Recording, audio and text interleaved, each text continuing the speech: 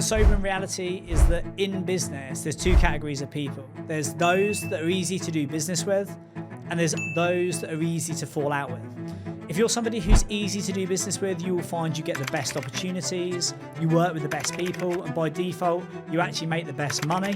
But the reality is, for lots of reasons that we'll explore in this episode, the majority of people do not fall into that category, and for one reason or another, actually fall outside of that and are not necessarily the easiest to do business with. One of the biggest challenges in business is that we're human beings, that we have personal challenges, agendas, initiatives, and emotions. And what I'm going to look at in this podcast is how we can use those, understand them, and leverage them to be somebody that is easy to do business with, attracts the best people, and goes out there, does the best deals, and makes the most money. As we go into this episode, one of the things you'll notice that at a high level, a big part of this is about how you approach your business, how you approach your relationships, how you approach your transactions, your negotiations, and how you actually go out there and do deals. At the headline and the extreme, obviously there's lots of different ways that you can do this. What I tend to find is the people that are easy to do business with are people that focus on the business and the economics, whereas where it can be more challenging to do business with people, they tend to focus more on the personal and the emotional. Now, in business, the reality is you need all of that to enable a business, a culture, a community, an organization to work. But practically, if you want to work at the top of the pile, you do need certain skills and attributes that enable you to move away from the personal and the emotional into the business and economics. I'm going to take you through just a high-level overview of these in the hope that it progresses you more towards somebody that's easy to do business with rather than somebody that's perhaps easier to fall out with.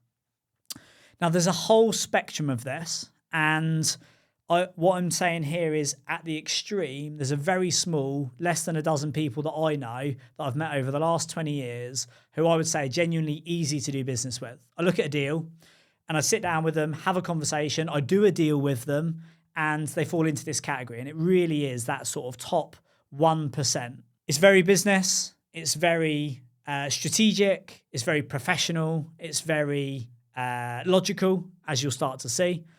The reality, though, is most people will fall outside of that. And what I'm saying here is that not everybody is then going to be, if you're not easy to do business with, not everybody then is easy to fall out with. I'm saying that to sort of exaggerate the sentiment.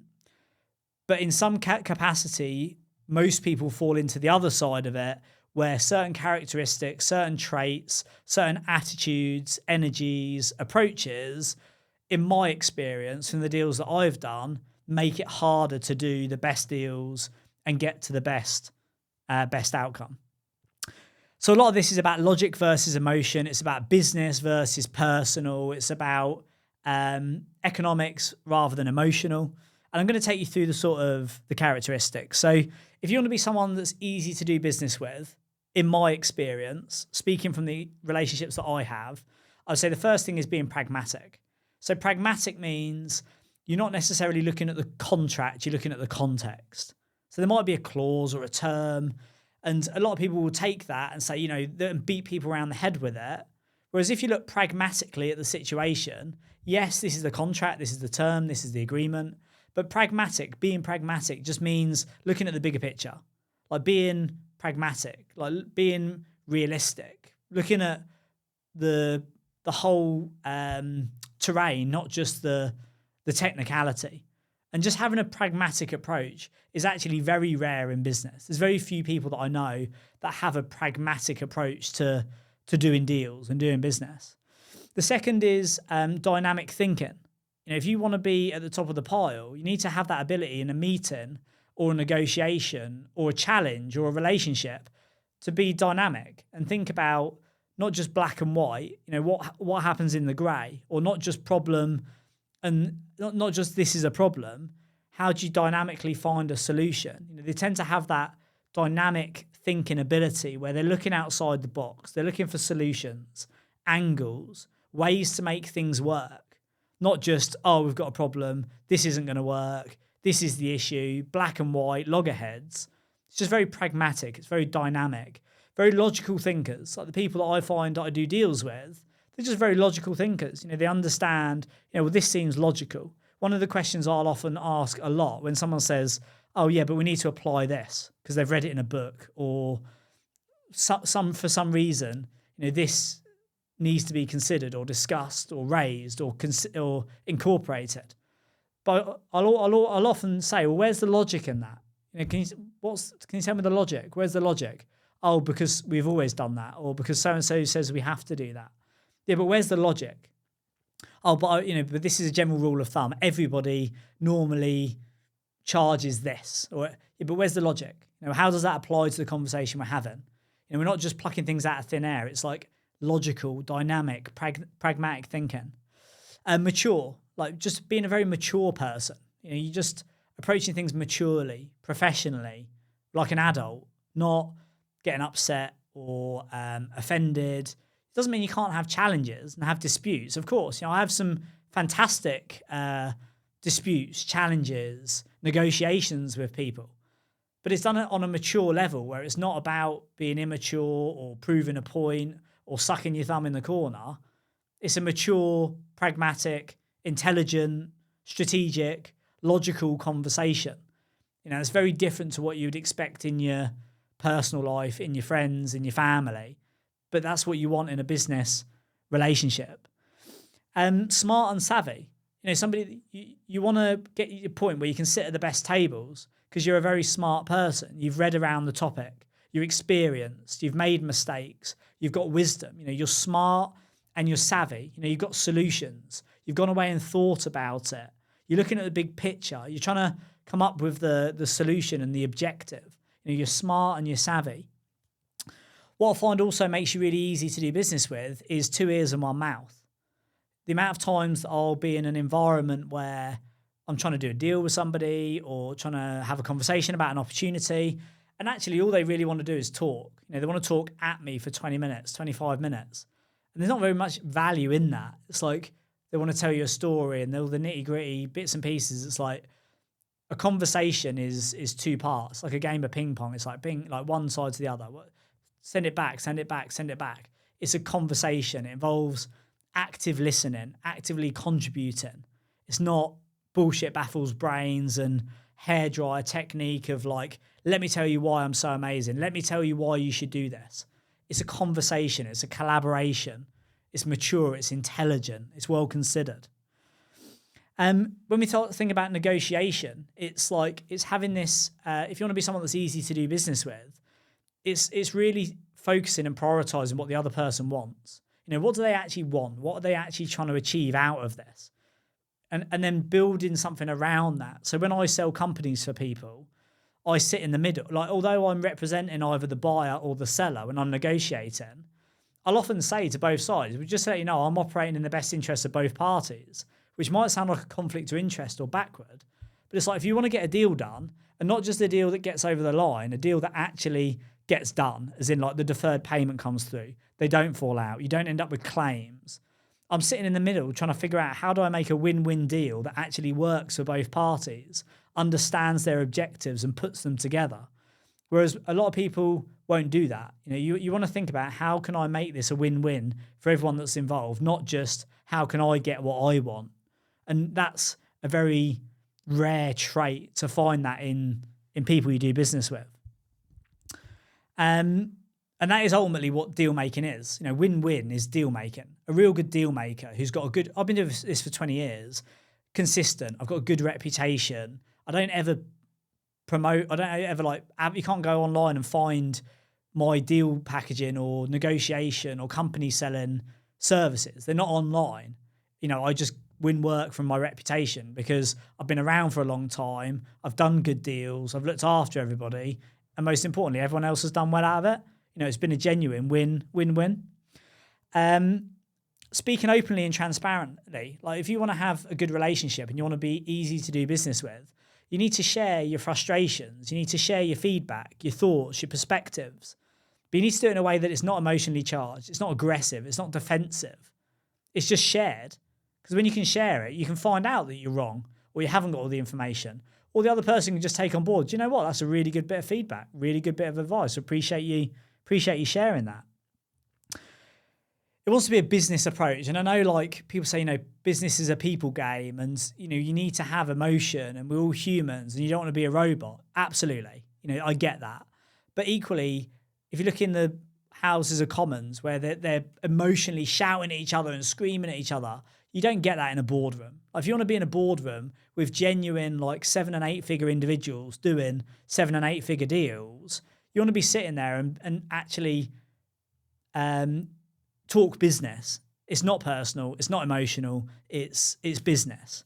And I find it's a lot easier to do business with people who are there to do business and they're not personally, emotionally charged. Taking responsibility for your part and your place in the negotiation. Like take responsibility for you need to represent yourself. You need to bring this part to the table. If that's your mistake, your issue, your challenge, take responsibility for it and actually resolve it. Don't take things personally. You need to take feedback. You need to take people's thoughts, views, things that contradict what you say or conflict with your views. But you need to not take it personally. At the end of the day, if it's somebody's opinion, it's their opinion. It doesn't mean it's a fact. It doesn't mean you have to agree with it. But you have to be able to take it on board and consider it and process it and think about it. And I'm not saying it's easy. When I get feedback and it hurts, and immediately I'm like, it'd be so easy to get defensive, explain why I did that. But I choose not to. And in my head, I'm thinking, right, well, this must be good feedback if it's offended me or it's hurt me. I'm like, wow, this is what I really need. That's where the value is. I don't take it personally. Or if I do, I don't show it. I'll be like, oh yeah, okay, that's interesting. Process it, get value from it, be mature, pragmatic, rise above it. And then give before you get. If you're doing deals, and this is the last point for this, is if you're doing deals, you want to give before you get. And there needs to be a consideration. And the main thing is playing long game. Like the reason there's less than a dozen people is if I have done a deal with somebody who's matched these characteristics, they've come and they've gone. The reality of doing long-term, you want long-term thinking and long-term relationships with long-term people. And this is about giving before you get. It's about playing the long game. And it's all a long game. You're always taking 70% rather than 100% because 70% now gets you to the next level. And then you take 70% again and it gets you to the next level. It's all about long-term thinking, long-term relationships from long-term people. The alternative is the opposite, which is what most people would fall into the category of. And if you're thinking about the things you want to avoid, like here's a list of the things that I would say make it harder to do business. And when I said about easy to do business and easy to fall out with, the people I tend to fall out with in business is normally because there's one or two, if not more, of these traits that fall into it.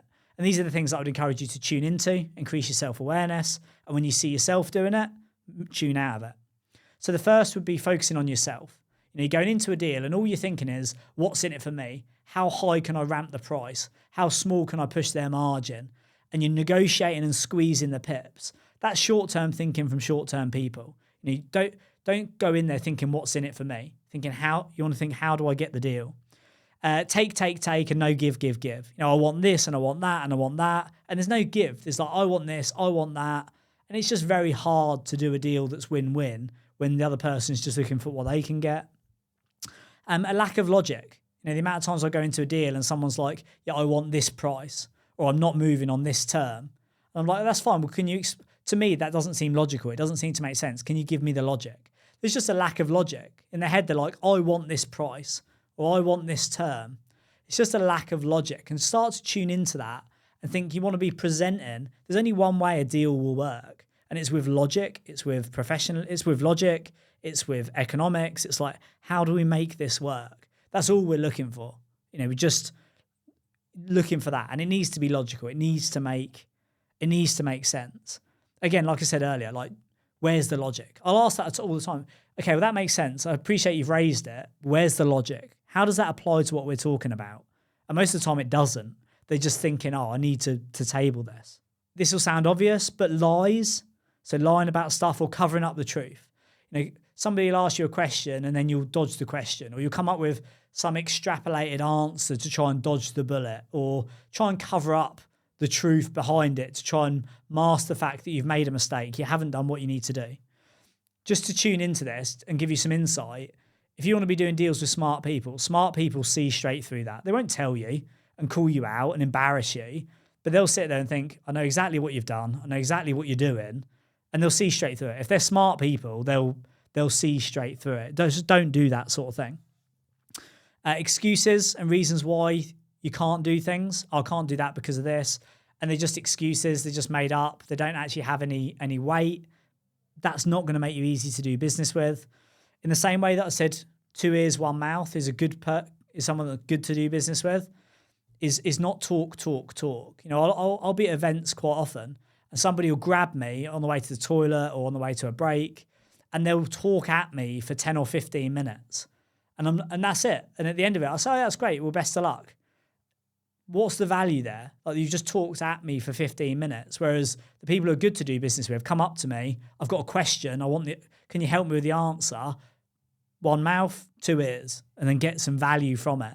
Not just talk at you for 20 minutes. Another thing that can be very challenging is when people write their own narrative. And this is quite an advanced thing when you understand how it works. But basically, people will write their own narrative. And what that means is they want this. You know, in their head, they think, I want to earn this amount of money or I want to pay this price.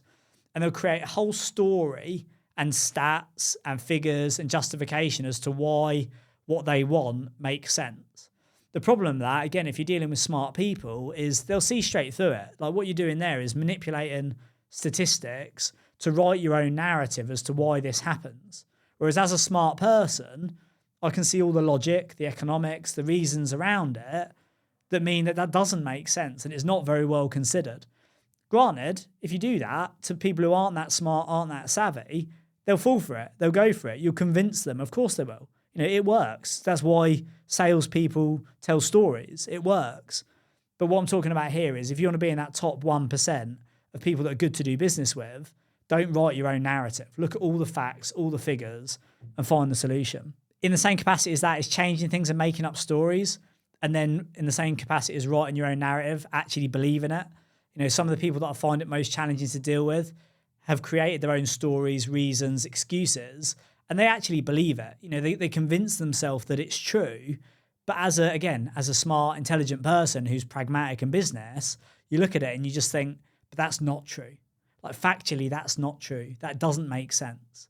But because they're looking at what's in it for them, or they're focused on the outcome, not the objective, and they're just trying to write their narrative, they convince themselves that it's true, which is a real limiting mental cycle that you want to get yourself out of. A few more. Emotionally charged. So it shouldn't be emotional, shouldn't be aggressive, shouldn't be defensive. There's no time for that in the business. You know, it doesn't need to be emotionally charged. Don't take things personally. Don't get upset. Don't get offended. Don't send this emotional energy out in emails, you know, keyboard warriors, messages, conversations, in a negotiation. You just don't need that. Remember, you need this law of logic. And when there's a lack of logic, it just doesn't make any sense. Again, if you want to do business with the people at the top, it just needs to make logical sense. You need to look at it and be like, this makes complete logical sense. It would stand up in a court of law. The blame game, you know, if you're not getting what you want in a conversation or a negotiation, it's everybody else's fault. It's everybody else's fault, and they throw everything at you. It's just not. That's a very personal thing.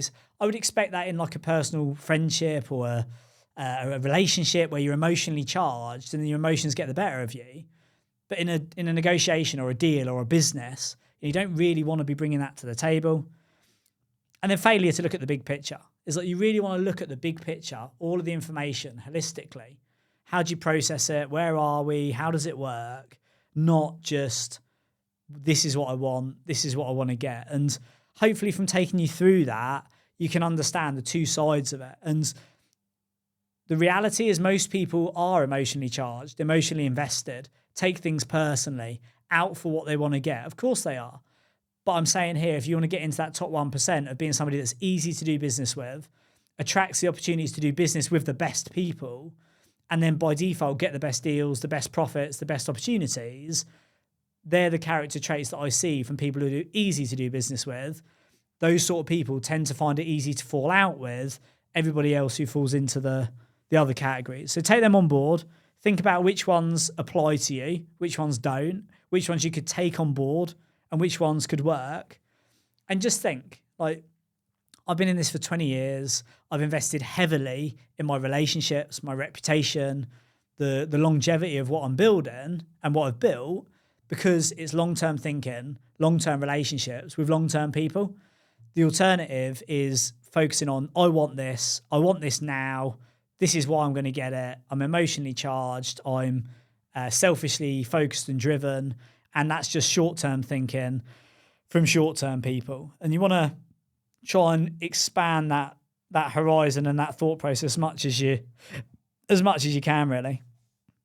So hopefully that gives you some insight. Basically, it's business and economics against personal thinking and emotion. It's a lot easier said than it is done.